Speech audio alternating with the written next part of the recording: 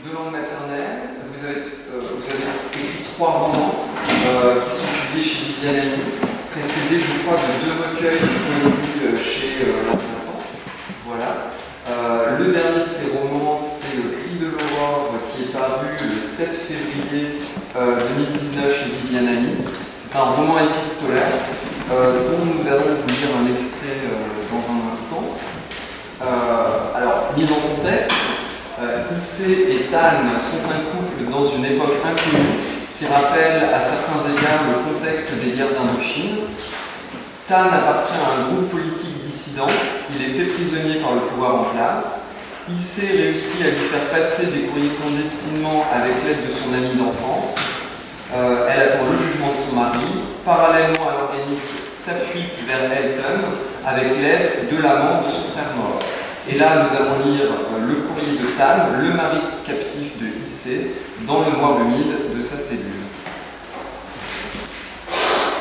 Lettre 40 de Tan à Issei. Mon Issei, je t'aime à la folie, je ne saurais le dire autrement. Comme tu l'écris, les mots sont pauvres, mais ils sont tout ce que j'ai pour aller jusqu'à toi. Ils nous relient. Ce n'est pas tant qu'ils servent à dire les choses, mais ils les rendent présentes d'une mystérieuse façon. Je viens de déposer ta dernière lettre dans le feu. Elle brûle sous mes yeux et le papier n'est déjà plus que sombre. Cependant, les mots qui y étaient tracés se sont imprimés dans ma mémoire et ont acquis pour moi une réalité plus vive que les fleurs de notre terrasse ou le vent sur la mer. En te lisant, j'ai entendu ta voix, son timbre clair, ses couleurs, sa mélodie qui me parle singulièrement. Je ne te l'ai encore jamais dit car je craignais que tu ne te moques. Mais sais-tu que lorsque tu es joyeuse, ta voix prend pour moi une couleur rose vif, et que quand tu es mélancolique, elle se part d'un bleu indigo. Si tu es contrariée, elle devient d'un violet strié de nervures qui vire au brun lorsque ta colère éclate.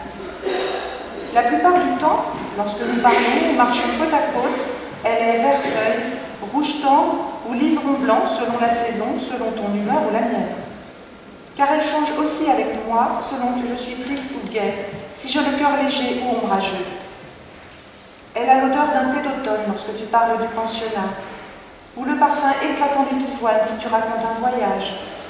Elle a le goût de l'anis, de la menthe, des longueurs mûres si tu parles d'un tableau, d'une musique ou d'un livre que tu as aimé. J'ai ressenti une joie folle à trouver dans ta lettre les pétales de prime vert de notre passion. Je n'ai pu m'empêcher de les porter à ma bouche, et j'ai alors eu la sensation de goûter la douceur de tes doigts qui les avaient cueillis.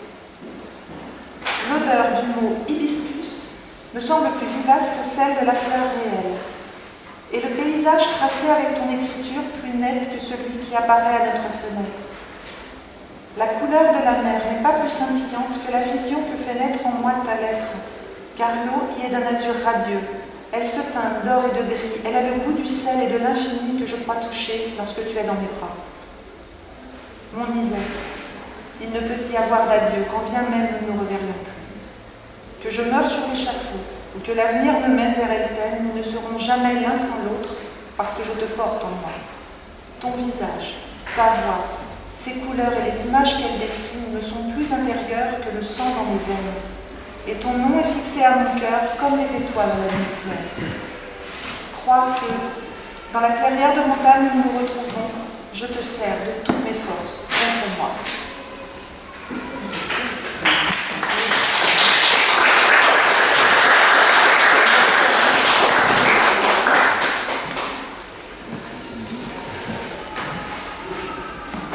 Alors, on comprend déjà un petit peu, vos romans sont empreints d'une certaine histoire, de l'histoire du Vietnam, dont vous pourrez peut-être nous dire un mot. Cependant, je ne dirais pas qu'il s'agit de romans historiques à proprement parler, parce qu'il ne s'agit pas de suivre une histoire événementielle par l'intermédiaire de personnages, mais plutôt, j'ai l'impression de suivre les sentiments de personnages au contact de certains événements historiques. Et donc on se demande si vous avez vous-même des anecdotes personnelles qui sont venues nourrir ces livres, s'il y a peut-être des anecdotes de vos parents, grands-parents, qui ont permis de nourrir ces livres événements. Bien sûr. Merci. Je vous remercie. Voilà, merci. Merci infiniment de cette belle lecture. Je suis vraiment émue d'être ici et afin de vous répondre, je vous remercie infiniment la médiathèque de m'accueillir, vous, monsieur le directeur. Croyez vraiment que ce n'est pas par convention. Je suis vraiment très émue d'être là et c'est un honneur pour moi. Merci infiniment à monsieur et à son épouse. Sans eux, je n'aurais pas la chance d'être parmi vous, de répondre à votre question. Et cela a été dit tout à l'heure, je le souligne, un des thèmes privilégiés de l'œuvre de monsieur est la mémoire. Il l'a évoqué tout à l'heure, donc nous nous connaissons de longue date. Comment dire, tout ce travail, j'en suis vraiment admirative parce que, avant de vous répondre, il permet vraiment de donner un visage aux mots, un visage aux auteurs. Monsieur est très modeste et il ne dit pas qu'il a lu tous les livres parfois des auteurs. Il parlait de Gonzalo Tavares tout à l'heure. Il a lu toute son œuvre, qui est une œuvre océanique, comme il a dit, fantasque, absurde, extraordinaire. Et il y a derrière son travail cette image que l'on voit, un travail énorme, un travail de lecture, un travail d'approfondissement d'un auteur à l'autre, un travail de connaissance aussi autour de la thématique de la mémoire. Et grâce à monsieur E, il y a tous ces portraits de Simone de Beauvoir et Jean-Paul Sartre jusqu'à l'extra contemporain, la possibilité de fixer sur une image un visage, un regard, un instant. Et grâce à monsieur E, tous ces visages en fait accèdent à déplacer le temps. Voilà, et en plus, je ne connais pas d'autres œuvres qui mettent aussi si bien en valeur le texte. Alors, à côté de Gonzalo Tavares et d'autres, vous avez un passage choisi par monsieur Exon et monsieur E dans des textes, et ça permet de faire entrer en relation l'homme ou la femme qu'on voit en image, mais qui disparaît finalement au profit de ces mots. Et finalement, peut-être le visage s'efface, mais les mots demeurent. Et vraiment, je suis très admirative de ce travail. Merci infiniment, monsieur E, de cette galerie de portraits magnifique. Donc, on n'a qu'une partie, puisqu'il me disait tout à l'heure qu'il a 250 autres auteurs. Voilà, peut-être faudrait d'autres expositions encore pour mieux voir cette œuvre, cette grande œuvre qui est la sienne. Pour vous répondre sur la question de la place de l'histoire, alors on parlait de mémoire, l'histoire n'est pas très loin, et dans mon travail d'auteur, de romancière, j'essaie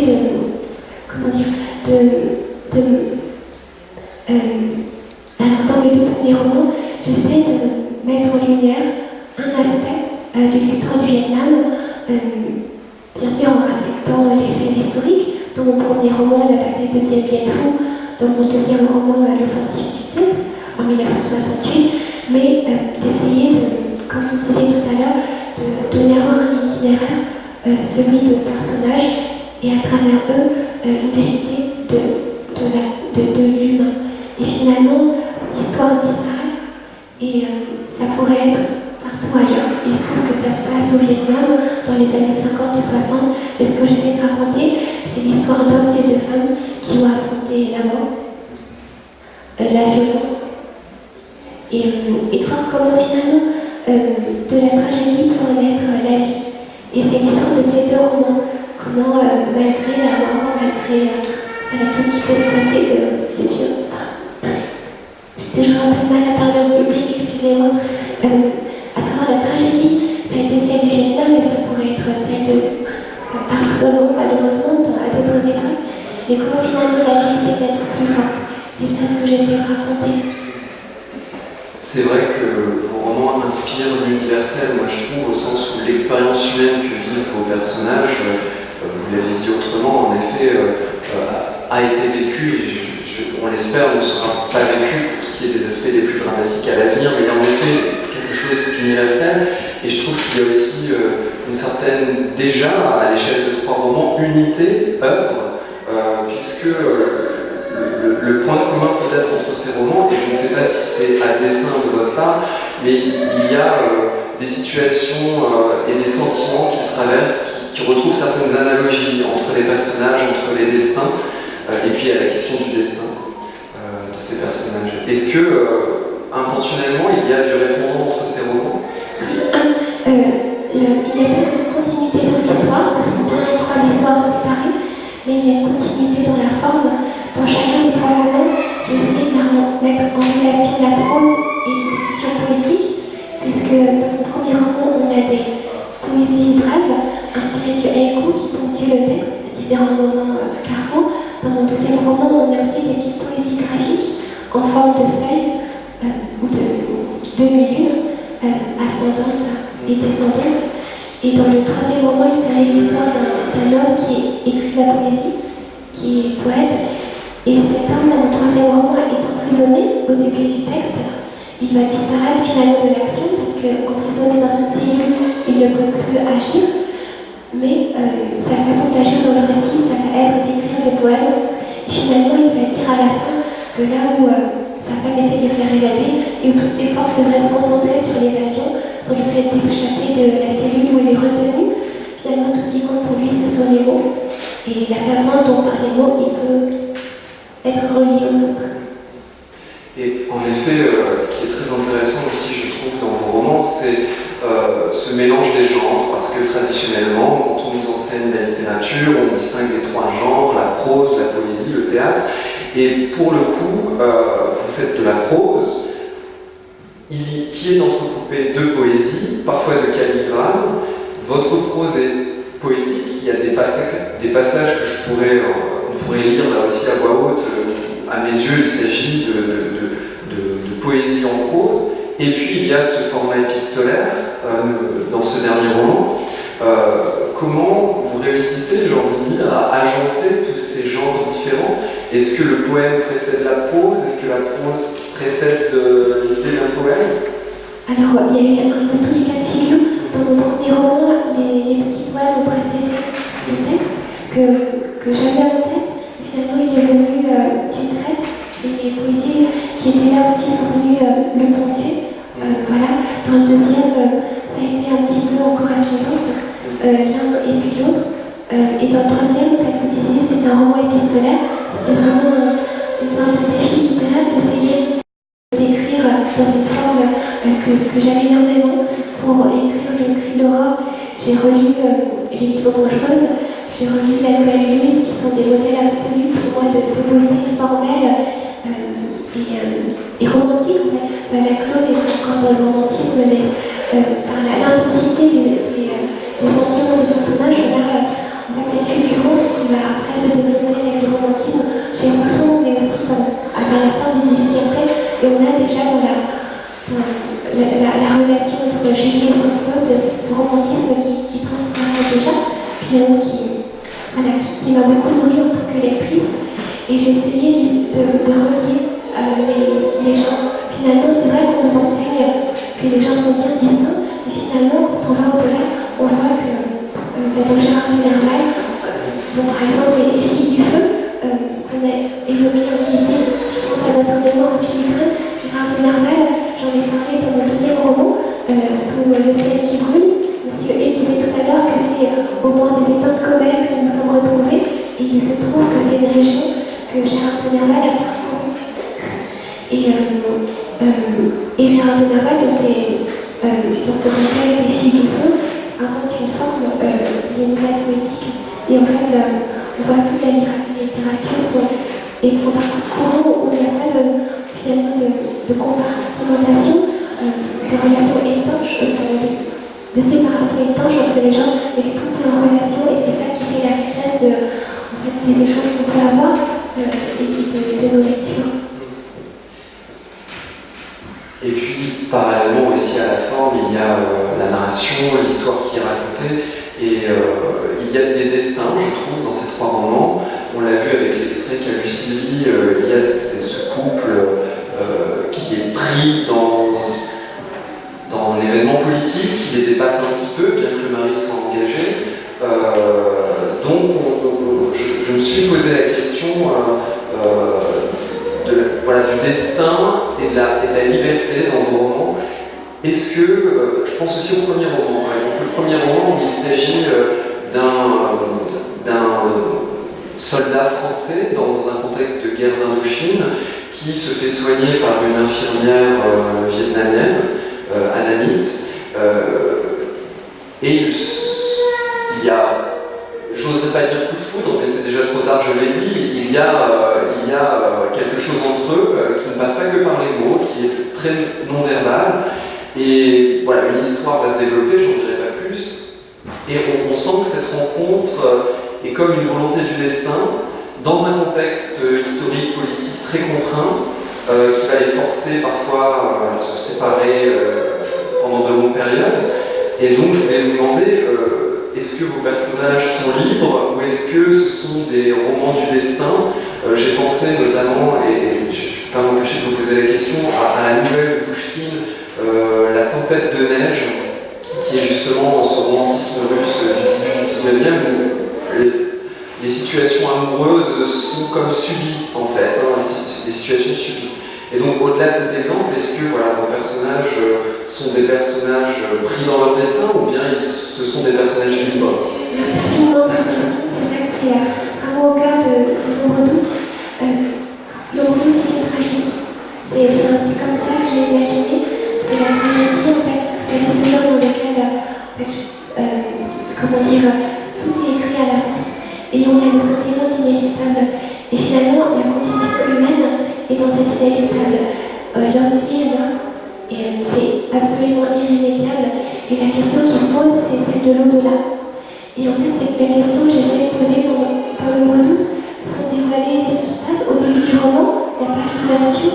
En fait, on a le personnage de l'héroïne Maï qui est devant le fleuve.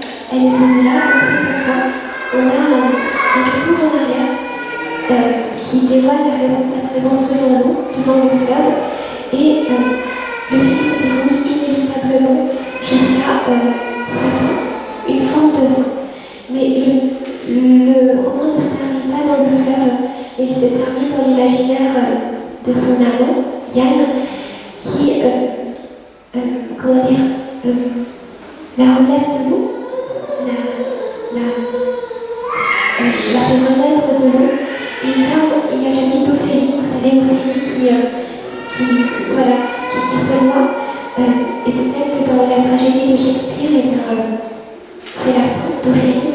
Pourtant, Ophélie, en tant que personnage, renaît indéfiniment.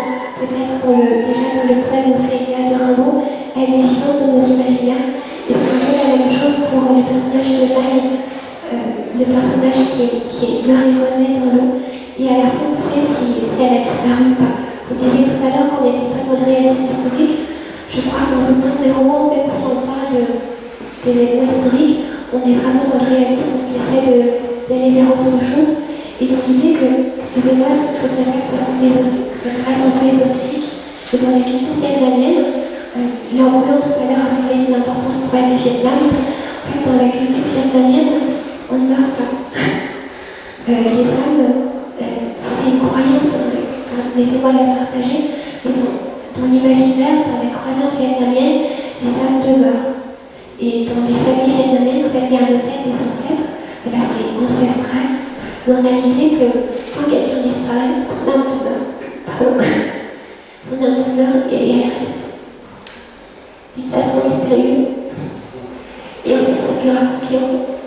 Oui, en effet, d'ailleurs, on retrouve cet hôtel au fil des romans, et notamment pour, si je me souviens bien, le personnage de votre second roman, Sous le ciel qui brûle, qui lui aussi suit un destin, et c'est un roman qui poursuit un homme de sa naissance jusqu'à ses 40 ans. Et en effet, il y a la figure du grand-père qui a été fondamentale pour lui, qu'il aime retrouver justement sur l'hôtel familial et qui se réincarne pour lui dans cet arbre qui est un plaque minier, je crois. Voilà. Ce qui me permet aussi de vous poser une question tout autre.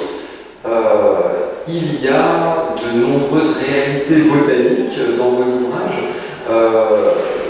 Moi, j'encourage les lecteurs à le lire avec une bonne encyclopédie botanique en parallèle, parce que ça permet de découvrir en effet les paysages vietnamiens par l'intermédiaire de ces arbres qui sont décrits, le plaque minier, j'en ai listé tout toute une suite, le bougainvillier, bon, plus connu déjà, le louganier, le frangipanier, le latanier, l'aréquier, enfin voilà. Donc on découvre toute cette réalité exotique, en effet, puisque ce sont des arbres qui ne sont pas endogènes de l'Europe. Donc est-ce que vous avez des connaissances botaniques particulières? Je n'ai aucune connaissance en botanique, mais un amour des arbres. L'Embryon disait tout à l'heure qu'elle était très attachée aux arbres, c'est aussi mon cas. Et vous parliez tout à l'heure, madame, de la symbolique de la relation entre le ciel et la terre. On la trouve effectivement dans l'arbre, dans les cytogrammes chinois. L'homme s'écrit comme ça avec deux jambes en fait. Et on a aussi cette image d'arbre. Et c'est aussi un lien aussi avec physiquement, c'est aussi un lien entre les personnes sur Terre et l'au-delà. Adam, le prénom Adam, celui qui est sur Terre, dans Humus, en latin, on a la même racine que dans Homo, l'homme. Voilà. Et dans le deuxième livre, Social qui brûle, je parle du plat minier, et le personnage met sa main sur le plat minier, comme pour dire qu'il y a un passage dans lequel il dit que je n'étais pas oublié. Parce qu'il venait souvent petit auprès de l'arbre. Et c'est là dans lequel il pense. Peut-être sur la garde, mais ça. Et c'est aussi quelque chose de très bien. Oui, en effet. Et puis, encore tout à fait autre chose, je me permets encore deux petites questions pour ensuite laisser le public éventuellement poser des questions. Je ne peux pas m'empêcher de relever que dans chacun de vos livres, il y a des bibliothèques.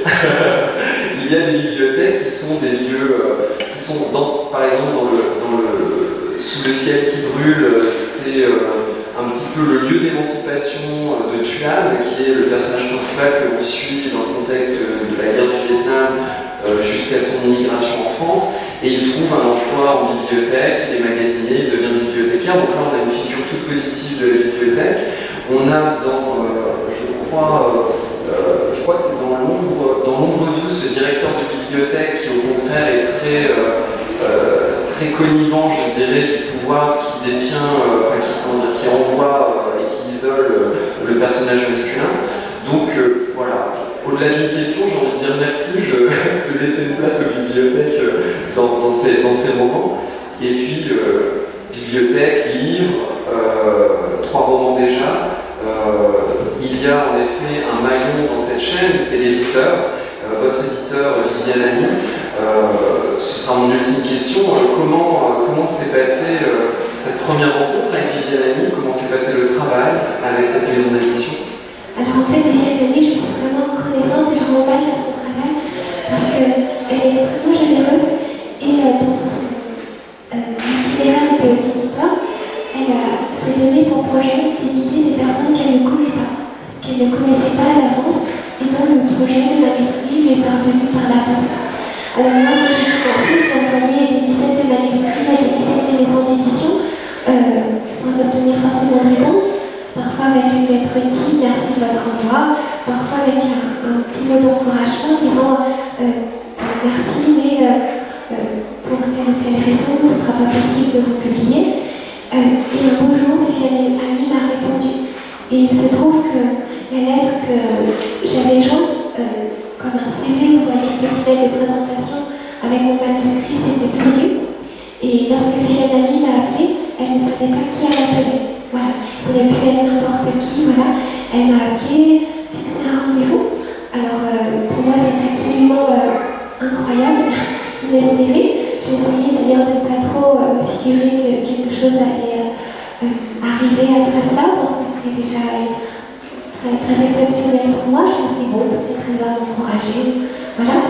Mais je me suis rendue dans ses bureaux, qui se trouvent à Bastille. J'ai rencontré quelqu'un d'absolument formidable, avec une équipe vraiment formidable aussi. Voilà, on a échangé et elle m'a dit, voilà, écoutez, par contre, pour l'aventure de l'ombre douce. Et c'est comme ça que c'est parti. Voilà. Et c'est quelqu'un de Viviane, de très généreux, de très exigeant. Elle a vraiment énormément d'expérience et un grand sens de la musique de la langue. Son travail, dit-elle, c'est d'aider à tirer le meilleur de nous. Donc elle m'a fait des tas de remarques sur mon texte m'aidant à l'améliorer. Et voilà, c'est ainsi qu'il y a le pour tous. Merci beaucoup. Et puis, j'invite le public à poser ses questions. Si vous avez des questions, n'hésitez pas. Et puis, dans un on prévoit la vente de quelques exemplaires des romans de Owain Nguyen et une éventuelle dédicace si vous le souhaitez. Y a-t-il des questions?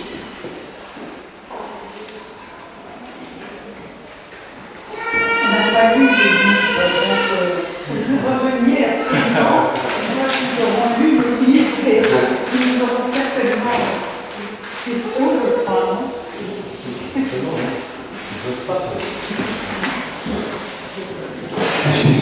C'est toujours un petit peu difficile de poser cette question. Vous me faites irrésistiblement penser à François Cheng, qui parle beaucoup de son rapport entre sa culture asiatique et sa culture européenne. J'aimerais savoir ce que vous en pensez, vous. Est-ce que vous êtes parti de cette culture asiatique pour venir faire la culture européenne, ou bien est-ce que vous avez développé les deux cultures à la fois? Quel est votre vécu de ce rapport entre les deux cultures? Merci beaucoup de votre question. J'admire infiniment François Cheng et voilà, son œuvre, sa poésie. Pour ma part, mon itinéraire est différent. Je crois que François Cheng est arrivé jamais de Chine. Moi, je suis née en France. Voilà. Néanmoins, je suis depuis là vietnamien, puisque mes parents me parlaient le vietnamien à la maison. J'ai grandi entre les deux cultures. Mais à présent, en fait, mon vietnamien est très simple. C'est-à-dire que je parle la langue de tous les jours, et je ne serais pas capable de tenir une grande conversation voilà, dans un vietnamien littéral. Je crois que j'ai essayé dans mes livres de reconstituer une mémoire. Parce que dans ma famille, il y avait beaucoup de pudeur. Mes parents traversaient la guerre, mais ils ne parlaient pas directement. Voilà. Ils ne parlaient pas des événements dramatiques qu'ils auraient pu traverser, eux ou leur famille. Et cette mémoire-là venait par petites bribes. Et plutôt que d'évoquer des choses terribles, dont j'ai su par la suite qu'elles étaient arrivées, ils préféraient me parler voilà, de la beauté, de leur souvenir de l'arbre à papaye, de leur jardin, par exemple. Et de savoir que finalement, ce manque, j'ai eu à le combler. Et ça m'a permis de faire des recherches et d'aller moi-même faire cette mémoire pour essayer de la reconstituer. Et finalement, le fait d'avoir des bribes, ça permet de composer un puzzle et de composer autre chose. Pour ma part, ce genre de fiction. Dans mes deux premiers romans, il y a les classiques du Vietnam, mais il ne s'agit pas d'autobiographie, c'est vraiment une fiction. Voilà, je n'ai pas essayé de raconter, j'ai reconstitué au sens où j'ai reconstitué en recomposant. Voilà, une histoire. Et je me sens vraiment française. Parce que mes parents sont venus ici en 1975, après la fin de la guerre. Excusez-moi, je suis un peu émotive. Toujours un peu difficile de parler en public. Ils ont trouvé vraiment un pays d'accueil en France. Et ils ont toujours été extrêmement reconnaissants à la France, bien sûr. Mais je suis arrivée à apprendre que je suis vraiment française, même si ma langue maternelle est le vietnamien. Merci en tous les cas de ce bel hommage. Moi, je dois dire que j'ai une affection particulière pour le Vietnam, à travers en fait une amie fonglésienne vietnamienne qui vit à mi-temps en fait au Vietnam et qui nous a fait un petit nombre d'amis fonglésiens découvrir en fait son pays. Et en fait, ma émotion première que j'ai eue lorsque je suis allée au Vietnam il y a une dizaine d'années, c'est un sentiment de résilience en fait. C'est un peuple en fait, on le sent tout de suite, qui a une belle force, une belle énergie et qui porte justement cette mémoire et sa culture avec une légèreté et une profondeur qui est absolument exceptionnelle. Et je dois dire que très vite, moi qui suis très méditerranéenne, etc., je me suis sentie vietnamienne dans les fondamentaux, justement dans leur rapport à l'ancêtre, dans ce rapport d'éternité entre les différentes générations et cette parole qui continue toujours au-delà en fait de la vie.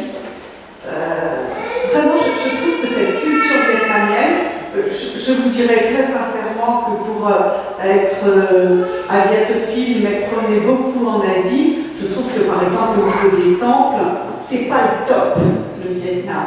Mais ce qui est vraiment le plus fort, c'est cette identité d'être et de vouloir et de filiation et de passation. En fait, vous êtes des personnes qui parlaient votre culture et qui la portaient avec tellement de passion et de modestie et d'humilité que vous trouvez toujours les mots qui deviennent des mots universels et qui nous touchent tous à travers nos cultures à tous. Et je crois qu'il y a très peu de peuples qui ont cette créativité et littéraire et cette générosité d'être et cette survivance qui les rend un petit peu universels. Je n'ai pas beaucoup de mots, mais c'est vraiment un ressenti qui est très fort et que je voulais partager avec vous. Merci infiniment. Je me sens vraiment très humble devant la langue, devant la littérature. C'est la condition de l'homme. Je disais tout à l'heure, humus, c'est aussi la racine de l'humilité. C'est la condition de l'homme d'être humble devant la nature. On parlait des arbres tout à l'heure. Les arbres de l'heure. Et quand on voit ces grands arbres, moi je me sens toute petite devant cette nature magnifique qu'on traverse, que les hommes traversent. Et là, ce sentiment de la nature peut-être vient. Vous disiez tout à l'heure qu'on trouve des arbres dans des livres. Les arbres sont tout petits à côté des arbres. Et dans mon deuxième roman, on a l'opportunité, donc janvier, 31 janvier et tout le mois de février 1968, les bombes qui tombent sur lui, qui détruisent toute la citadelle, qui font des morts et des morts. Et il reste quelques arbres. Voilà, qui demeurent. Beaucoup sont déchiquetés aussi. Et finalement, la nature relaie. Et de même sentier bien fou, cette grande plaine avec les collines est entièrement dévastée. Et des années après, elle est reverdoyante de nouveau. Et je disais tout à l'heure que j'essaie de raconter des tragédies avec la Renaissance. La ville d'automne, cette image merveilleuse, elle est fragile, mais elle relaie.